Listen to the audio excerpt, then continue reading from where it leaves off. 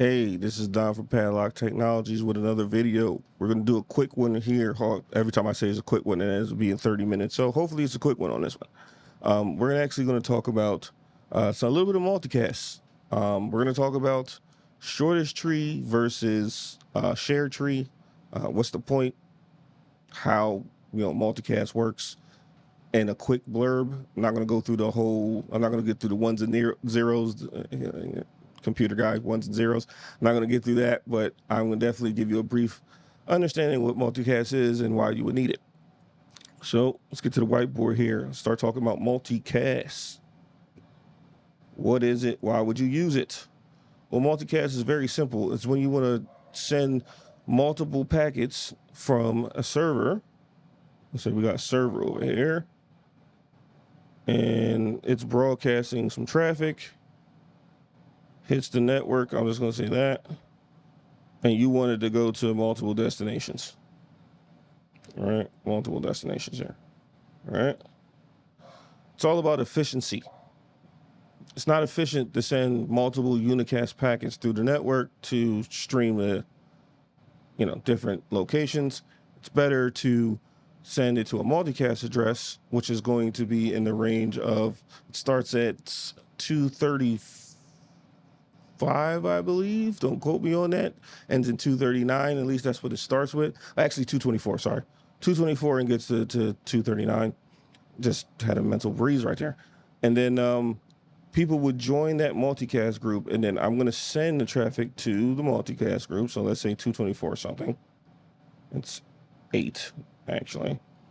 And then once I join that, what's going to end up happening, as long as I'm listening to that, I will get that information. I'll get that broadcast, right? Once I join the group. Now, there's two trees here. There's a couple things here. First of all, you're going to use IGMP, right? Version 2 for what I'm getting ready to say. Now, if you're doing something like source-specific multicast, you have to use IGMP version 3, but IGM version 3 and source-specific multicast allows you to specify the source that you want to get the feed from and the group. The other ones don't do that. IGMT version 2, you just specify a group you want and then you listen. So how does this all work?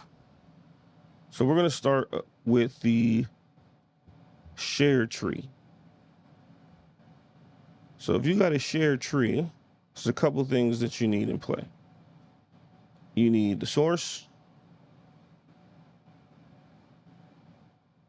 You need an RP, which is a rendezvous point. And then you need somebody that wants the traffic. A receiver. Now, here's the crazy thing. Multicast works on unicast.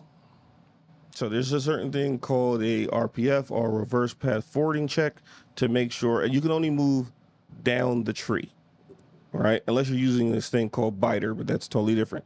So you can only move down the tree. So that means the source, when it goes back to the source, it has to go back to the source in reverse, right?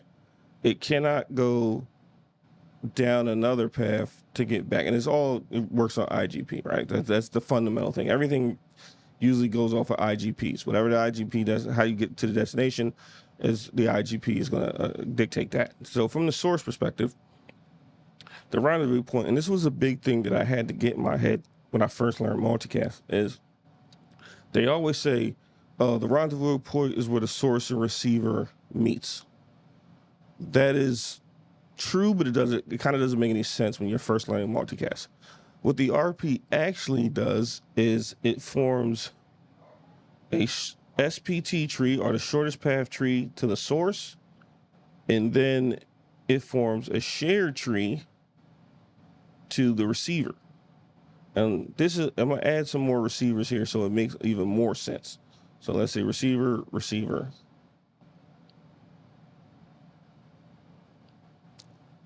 Now, what happens is when they all do, this is going to be so from a layer 2 perspective, there is a host, or they call it a join report, whatever you want to call it, from the person that wants to receive it. That's at layer 2. Layer 3 is called a PIM joint.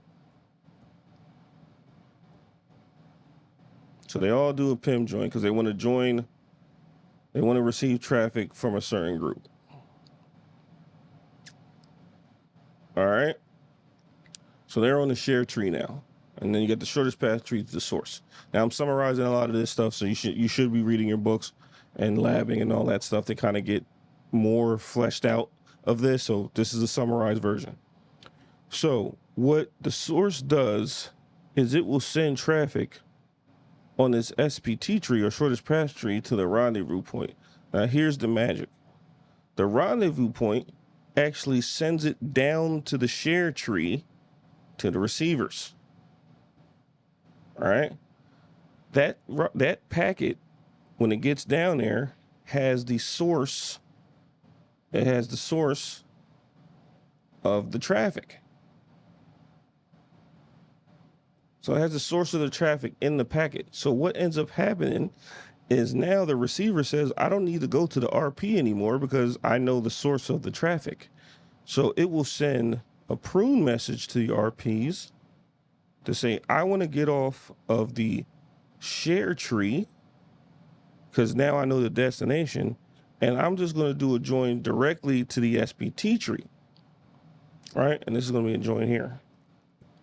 And now the packet, they're on the same shortest path tree, and this is all based on routing. And now I'm receiving it based on the shortest path tree. That's the shared tree module, right? You only need a shared tree or a rendezvous point, and this is very critical here. You only need our RPs are only needed when you don't know the source. No source. That's the only time you need it. When you don't know the source. Now you could do certain things like MSDP, which is a multicast source distribution protocol. That would mean you have two different domains, you have two RPs, and the receivers join one RP, but the source is in another domain and did a register message. I forgot to tell you that this is a register message from the source to the RP. And then when it registers to the RP, it sends its source advertisements to another RP that's in another domain, and then they share it, right? And then this lets the receivers know about the sources in another domain.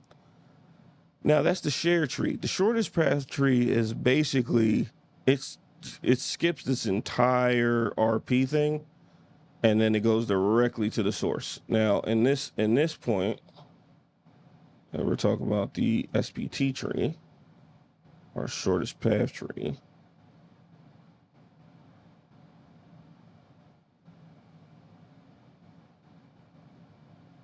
This is where you will not have any RPs. You're probably going to be doing something called SSM, which is source-specific multicast.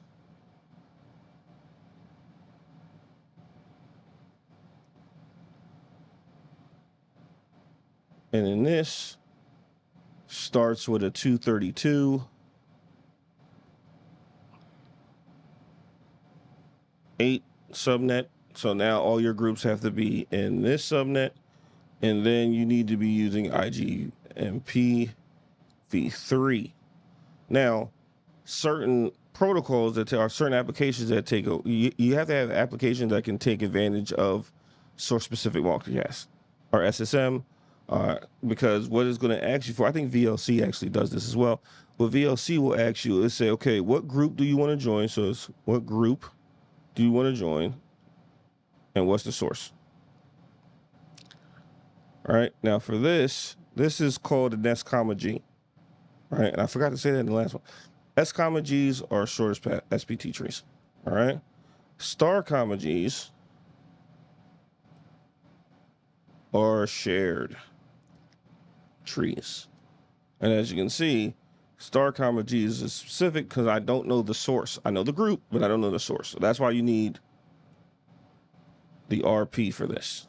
That's why you need an RP for that, right? Because the RP will tell you, RP will fill in the S, which is the source. All right. And then once you have the source, then you will go to a S comma G tree. All right. And you're going to have state information for this, because the RP has to take advantage, or it has to keep track of the multicast groups, the listeners, the sources, and the receivers. So you'll have state information in your you'll have a lot of state information in your environment. So the other thing about that is you can actually run this in service provider networks, and this is where MVPN comes into, and there's a whole bunch of profiles. It's like 1, 3, 11, 13 are the main ones, but they have a whole bunch of ones after that. But this is not that hard to implement. So this was a great summary on, multicast as a whole. Obviously, I could talk about this for an hour or so, but I wanted to give you a brief kind of overview of multicast, what it does, why you're going to use it, and the different type of trees that you can actually form into your network. Hopefully this video was informative. This is Dom from Padlock Technologies. Thank you and have a nice day.